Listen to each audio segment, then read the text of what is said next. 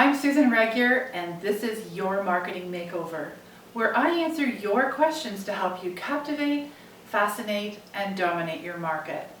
Today's question was sent in by Jared, and he asks, I've been reading some of my competitors' blogs for a while. A lot of them are just boring. How can I make mine stand out? Thanks for sending in the question, Jared. Nothing worse than a boring article, because one boring article and you are losing your readers. They don't have time to read everything that comes across their desk and comes into their inbox. So you want to make your articles interesting so that you do stand out and they're looking forward, they're eager to read your stuff. So the first thing comes down to the topic. Is it something that they're interested in?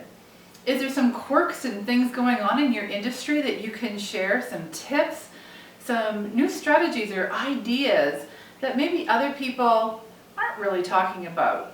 And you could tie that in again to some world trends, things that are happening globally, but bring that back to your business and to your industry and see what is of interest to your readers.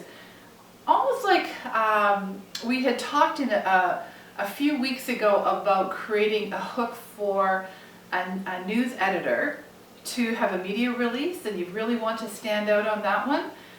It's almost the same. You've really got to hook your readers into reading your story and make sure, please, that it is not an advertisement, that it is just good information. If you are giving part of the halfway through your article, all of a sudden it switches from good information to a sales pitch, people aren't going to read your stuff any longer. So just stick to the good information.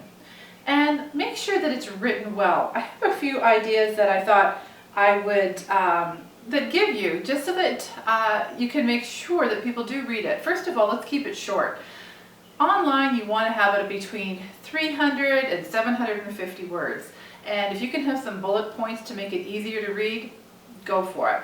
That's going to make it easier on the eye, so it looks like less text and they're more apt to read it. Make it short sentences and short words whenever possible, and get rid of all of those wishy-washy words. If you can have a more powerful statement and powerful message when you use concise words instead of vague terms. So if you're saying that, for example, that the building is very tall, and very is one of those wishy-washy words, say that it's 10 stories high. Get to the point. Say exactly what it is so people can really see it in their mind. Get rid of words like that and really, very, some. Those are the wishy-washy words that really don't tell us anything. And please proofread it. If it's filled with a lot of mistakes, people aren't going to want to read it. Sometimes it's easier if you read it out loud backwards, and you're going to catch the mistakes. And the final point, if you feel you don't have time to continue writing your blogs, writing your articles, you know that they're valuable, or you just feel that you can't do it yourself, hire a ghostwriter. Hire an expert who loves to do the writing for you, and they'll put your name on it, and it will sound like it's come from you. So I hope that's helped you, Jared. And if you have a question for your marketing makeover, please email it to me at susan@susanregular.com, and I'll answer it on a future edition of Your Marketing Makeover. Cheers for now.